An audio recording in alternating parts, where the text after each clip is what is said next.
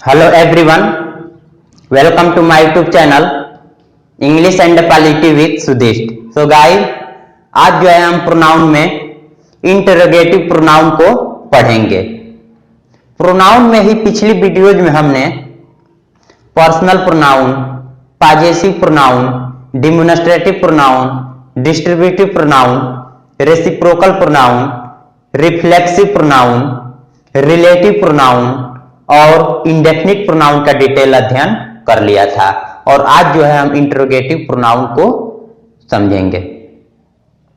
अगर हम बात करें इंटरोगेटिव प्रोनाउन की डेफिनेशन की, तो वे प्रोनाउंस जो सेंटेंस में क्वेश्चन पूछने के लिए प्रयुक्त होते हैं उन्हें हम इंटरोगेटिव प्रोनाउन कहते हैं।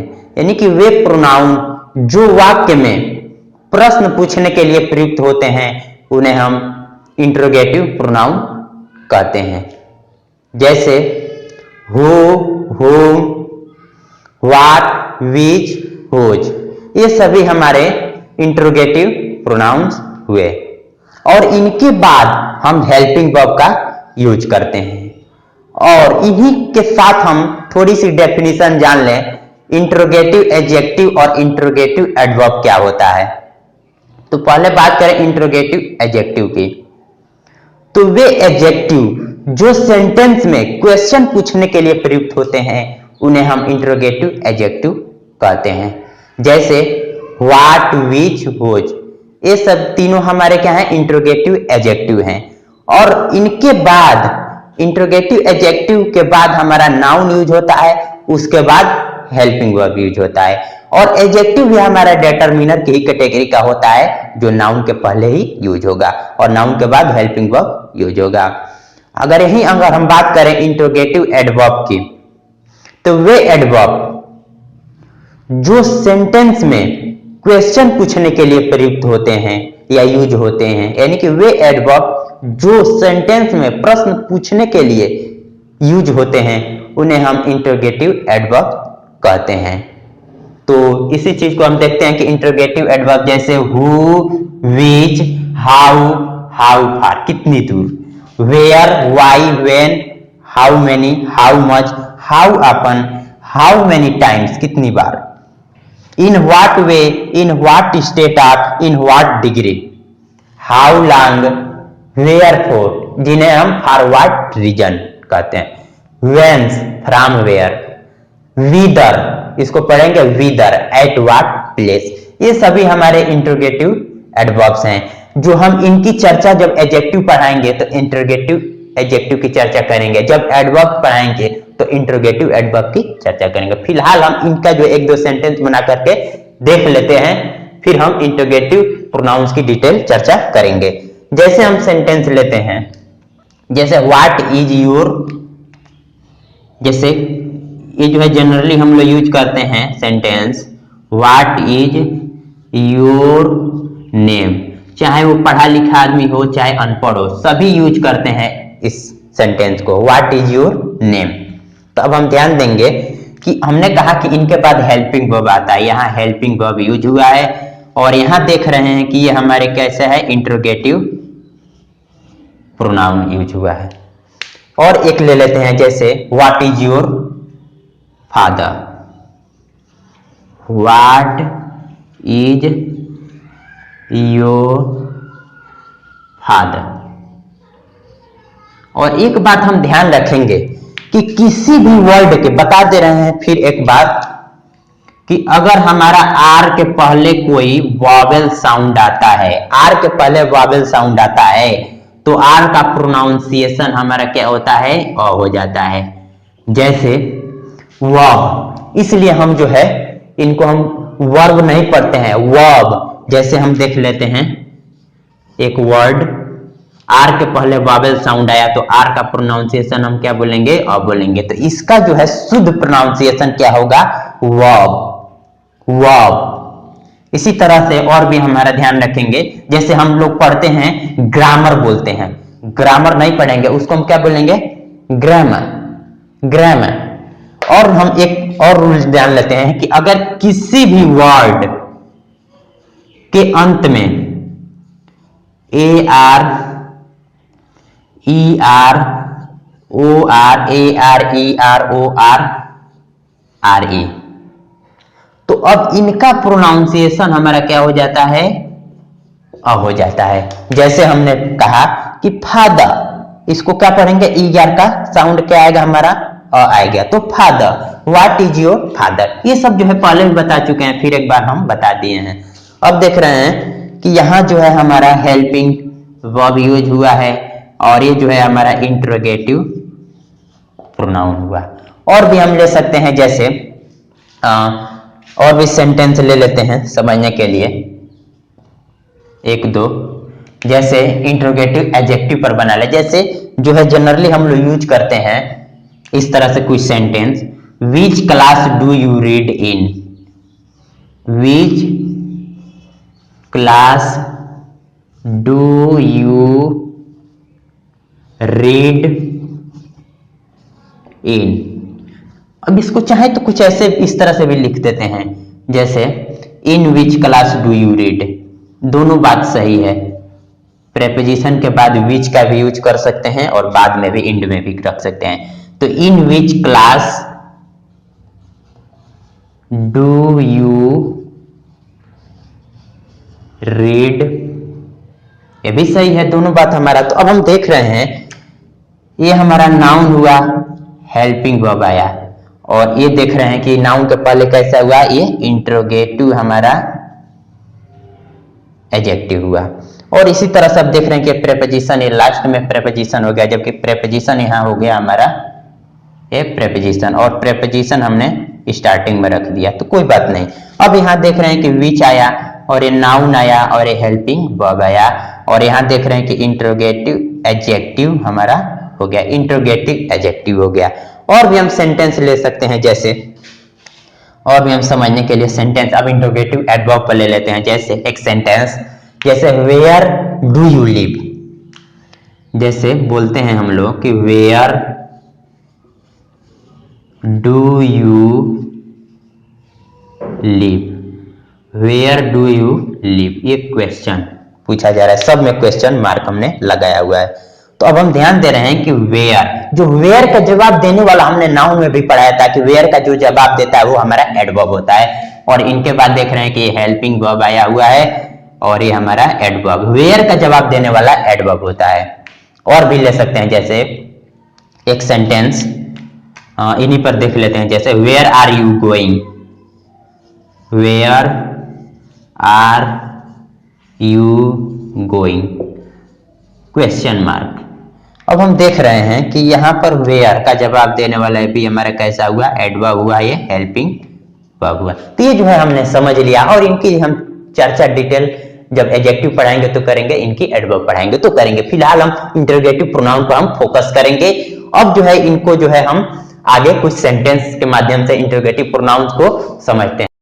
हम कुछ इंटरोगेटिव प्रोनाउन का यूज सेंटेंस में देखते हैं, जैसे who were studying, who are playing cricket, whom has he invited, whom did the teacher punish, what is your brother, what have you bought today, which is your pen, which of these pens do you like most, whose mother is inquiring, whose bike is creating the noise।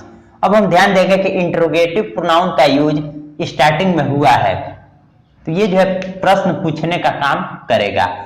तो अगर हम बात करें interrogative pronoun who की, तो इसका हिंदी होता है कौन, और ये जो होता है हमारा सब्जेक्ट का पता लगाने के लिए यूज होता है, सब्जेक्ट का पता लगाने के लिए यूज होता है। जैसे हु वर स्टडीइंग, अब देख रहे हैं कि यह सब्जेक्ट का पता लगाने के लिए यूज हुआ है, और यहाँ हमने बताया था इंटरोगेटिव प्रोनाउन के बाद हेल्पिंग वर्ब यूज होता है, और यहाँ ध्यान रखेंगे मेन वर्ब। तो ये जो है यानी कि कौन जो है पढ़ रहे थे, इस तरह से जो है सब्जेक्ट का पता लगाने के लिए यूज हो रहा है। अब हु आर प्लेइंग क्रिकेट, यानी कि कौन क्रिकेट खेल रहे हैं। अब देख रहे हैं हु, ये जो है हमारा ऑब्जेक्ट का पता लगाने के लिए यूज हुआ है। तो अब देखेंगे कि यहाँ जो है हमारा हेल्पिंग वर्ब हुआ, और ये जो कह सकते हैं ये हमारा मेन वर्ब हुआ, और ये हम कह सकते हैं ये ऑब्जेक्ट हुआ। अब देख रहे हैं अगला इंटरोगेटिव प्रोनाउन होम की। तो होम का हिंदी होता है किसको, और ये जो होता है हमारा ऑब्जेक्ट का पता लगाने के लिए यूज किया जाता है। जैसे होम हैज ही इनवाइटेड, अब देख रहे हैं कि ये जो है हमारा सब्जेक्ट का पता लगाने के लिए यूज हुआ है, और यहाँ हेल्पिंग वर्ब हुआ, और ये सब्जेक्ट हुआ, और ये हमारा मेन वर्ब हुआ। तो यानी कि उन्होंने किसको आमंत्रित किया। अब देख रहे हैं कि यहाँ जो है whom did the teacher punish, अब यहाँ देख रहे हैं कि ऑब्जेक्ट का पता लगाने के लिए यूज हुआ है, और यहाँ देख रहे हैं कि ये जो है हमारा मेन वर्ब। तो अब यहाँ देख रहे हैं कि पनिश किसको किया जा रहा है, whom जो है बताएगा किसको, तो ये जो है ऑब्जेक्ट का पता लगाने के लिए यूज किया गया है। अब देख रहे हैं अगला इंटरोगेटिव प्रोनाउन व्हाट की। व्हाट की अगर हम बात करें तो इसका हिंदी होता है क्या। तो ये हम ध्यान देंगे कि ये हमारा सब्जेक्ट का पता लगाने के लिए यूज होता है, और ऑब्जेक्ट दोनों का पता लगाने के लिए यूज होता है। जैसे व्हाट इज योर ब्रदर, अब देख रहे हैं कि ये हेल्पिंग वर्ब, और ये हमारा सब्जेक्ट का पता लगाने के लिए यूज हुआ है। अब बात करें कि what have you bought today, यानी कि आपने क्या खरीदा, तो आज आपने क्या खरीदा। अब देख रहे हैं कि ऑब्जेक्ट का पता लगाने के लिए जो भी खरीदेंगे कोई ऑब्जेक्ट ही होगा। अब यहाँ देख रहे हैं कि हेल्पिंग वर्ब हुआ। अब देख रहे हैं कि विच इज योर पेन। अब एक अगला इंटरोगेटिव प्रोनाउन की बात करें विच की, तो विच का हिंदी होता है कौन सा, कौन सा। और इनका अगर हम बात करें तो सब्जेक्ट का पता लगाने के लिए यूज किया जाता है, और ऑब्जेक्ट दोनों का पता लगाने के लिए यूज होता है। और एक बात ध्यान रखेंगे कि बीच का यूज जो होता है हमारा सिलेक्शन, चुनाव, एंड कह सकते हैं चॉइस, विकल्प के सेंस में होता है। यानी कि चुनाव और विकल्प के सेंस में हमारा यूज होता है, और सब्जेक्ट और ऑब्जेक्ट का पता लगाता है। अब देख रहे हैं कि विच इज योर पेन, अब ये देख रहे हैं कि ये जो है हमारा सब्जेक्ट का पता लगाने के लिए यूज हुआ है, हेल्पिंग वर्ब। अब देख रहे हैं कि which of this pen do you like most, अब देख रहे हैं कि ये जो है हमारा जो है मेन वर्ब हुआ। यानी कि which of this pens do you like most, इनमें से कौन सा आपको पेन सबसे ज्यादा पसंद है, इनमें से कौन सा पेन आपको सबसे ज्यादा पसंद है। तो अब हम ध्यान रखेंगे ये सब्जेक्ट के पता लगाने के लिए यूज हुआ है, और ये हम देख रहे हैं कि ये ऑब्जेक्ट का पता लगाने के लिए यूज हुआ है, अपने बाद आप कंस्ट्रक्शन लिया हुआ है। और यहाँ देख रहे हैं कि विच इज योर पेन, अब यहाँ देख रहे हैं कि ये जो है हमारा सिलेक्शन को बता रहा है, जबकि बात करें which of this pen do you like most, ये चॉइस, यानी कि ये जो है हमारा चॉइस को बता रहा है, विकल्प को बता रहा है। अब हम बात करें हैं एक अगला interrogative pronoun, whose mother is inquiring, whose bike is creating the noise. अब एक अगला इंटरोगेटिव प्रोनाउन की अगर हम बात करें होज की, तो इसका हिंदी होता है किसका। और ध्यान रखेंगे कि ये जो होता है हमारा पर्सन के लिए भी होता है, और थिंग दोनों के लिए यूज होता है। लेकिन एक खास बात इनमें होता है गुण पाजेशन के लिए, कि इनका यूज जो होता है ओनर, यानी कि हिंदी इसका हो जाएगा मालिक, या इसी को हम कह सकते हैं स्वामित्व। यानी कि होज का यूज मालिक का पता लगाने के लिए यूज होता है, और पर्सन और थिंग दोनों के लिए। तब हम बात करें कि होज मदर इज इंक्वायरिंग, तो अब हम देख रहे हैं ये जो है हमारा, ये तो हम जान रहे हैं कि ये पर्सन के लिए यूज हुआ है, जबकि होज बाइक ये जो है हमारा थिंग के लिए यूज हुआ है, पहली बात। अब दूसरी बात हमने कहा ये मालिक का पता लगाने के लिए, तो ये दोनों ही होज मदर इज इंक्वायरिंग और whose bike is creating the noise, यानी कि जो है यहाँ भी हमारा अगर बात करें तो ओनर को डिनोट कर रहा है। और यहाँ भी हम बात करें तो ओनर यानी कि मालिक को बताया जा रहा है कि हुज मदर इज इंक्वायरिंग, यानी किसकी जो है माता जो है पूछताछ कर रही हैं। तो जो है किसी की तो माता होगी, जो ओनर हो जाएगा मालिक हो जाएगा। यानी कि whose bike is creating the noise, यानी किसकी बाइक जो है क्या कर रहा है, प्रदूषण कर रहा है। तो ये मालिक का पता लगाने के लिए हमारा हुज का यूज होता है पर्सन और थिंग के लिए। तो ये जो है हमने समझ लिया। अब हम एक नोट दैट पर समझते हैं। हम व्हाट पर देखते हैं, जैसे एक नोट 1 देखते हैं कि व्हाट पर, कि व्हाट का यूज हमारा नॉन लिविंग नाउन के लिए, यानी कि व्हाट का यूज नॉन लिविंग नाउन के लिए ऑब्जेक्ट या एक्ट का पता लगाने के लिए करते हैं। हमने कहा कि व्हाट का यूज नॉन लिविंग नाउन के लिए ऑब्जेक्ट या एक्ट का पता लगाने के लिए करते हैं, और साथ ही साथ पर्सन्स प्रोफेशन या पोजीशन, यानी कि जॉब या पेशा या पद बताने के लिए हम व्हाट का यूज करते हैं। जैसे हम सेंटेंस देखते हैं कि व्हाट इज देयर। अब हम देख रहे हैं कि व्हाट इज देयर। अब यहां देख रहे हैं कि ये जो है व्हाट जो है हमारा ऑब्जेक्ट का पता लगाने के लिए जो भी कहा जा रहा है ऑब्जेक्ट के लिए कहा जा रहा है। अब देख रहे हैं कि व्हाट हैज हैपेंड, जो भी कहा जा रहा है एक्ट बताने के लिए कोशिश किया जा रहा है कि व्हाट हैज हैपेंड। अब हम बात करें कि व्हाट आर यू। अब हम देख रहे हैं कि ये जो भी कहना चाह रहे हैं वो क्या होगा, पर्सन्स का प्रोफेशन होगा, जॉब या पेशा, पर्सन्स प्रोफेशन। अब हम बात करें व्हाट इज ही। अब देख रहे हैं जो भी कहा जा रहा है कि पर्सन्स का जो है पर्सन्स का जो है पोजीशन, पद, पर्सन्स पोजीशन। यानी कि हमने कहा कि नॉन लिविंग नाउन के रूप में व्हाट का ऑब्जेक्ट या एक्ट का पता लगाने के लिए किया जा रहा है। तो जहां ऑब्जेक्ट, यहाँ एक्ट, यहाँ पर्सन्स प्रोफेशन, अब यहाँ पर्सन्स पोजीशन। अब हम नोट सेकंड देखेंगे कि प्रेपोजिशन के बाद हम whom और which का यूज करते हैं।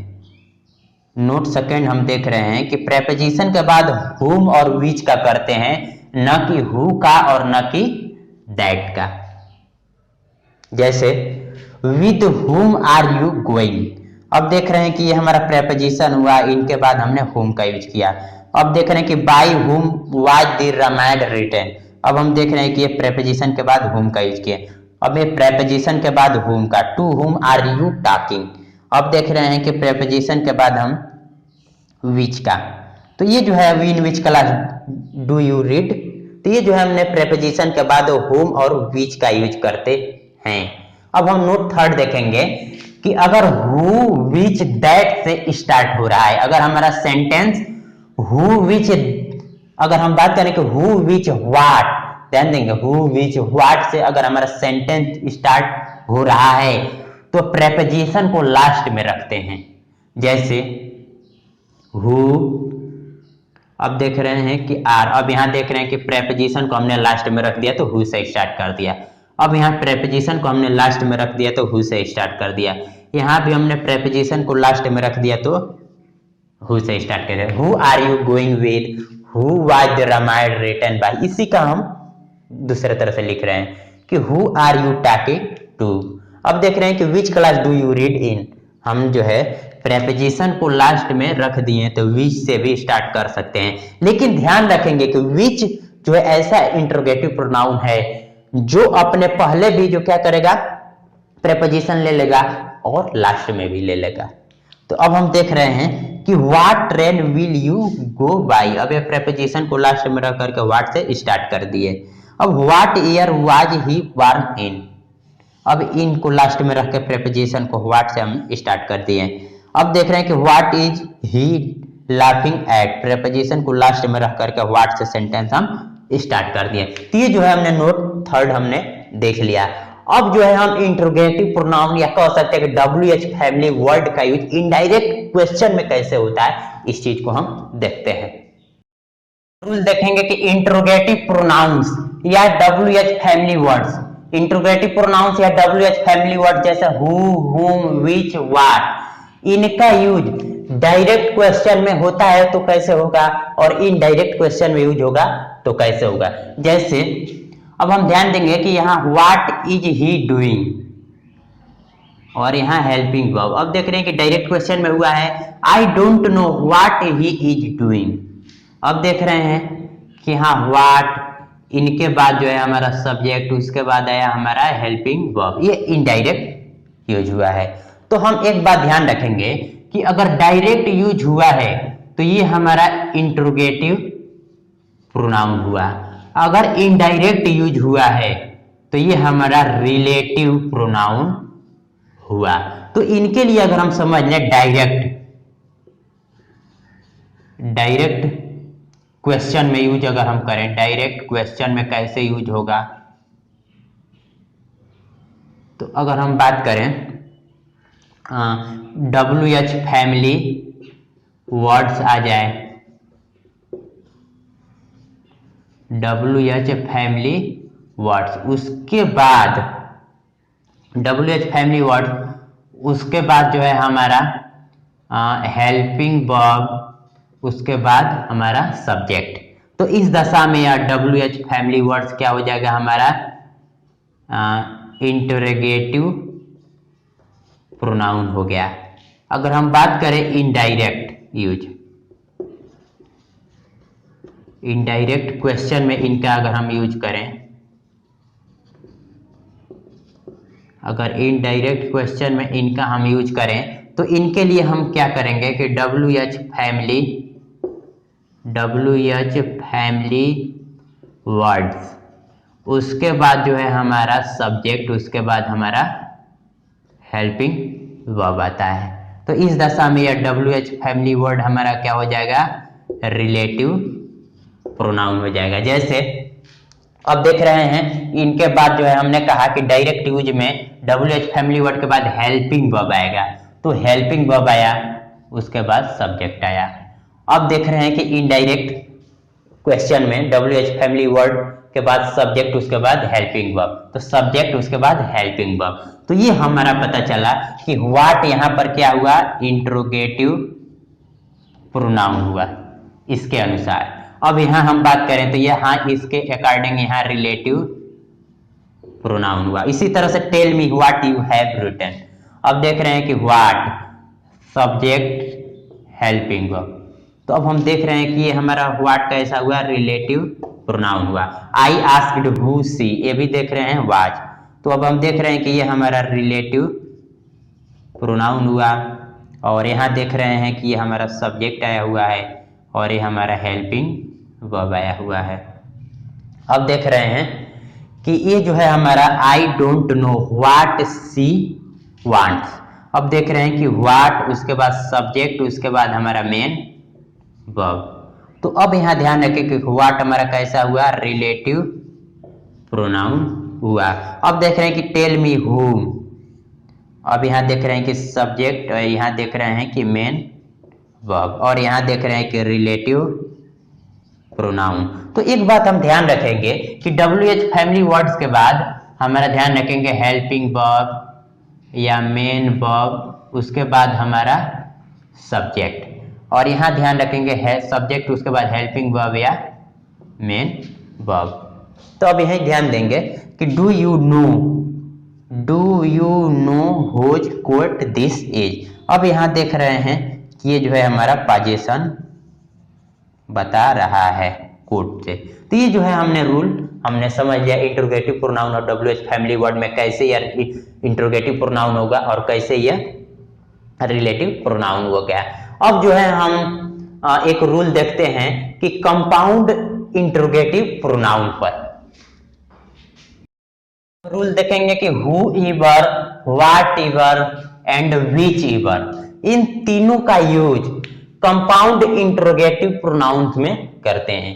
यानी कि तीनों का whoever, whatever, whichever का यूज कंपाउंड इंट्रोगेटिव प्रोनाउंस में करते हैं। जैसे अब देख रहे हैं कि हु एवर,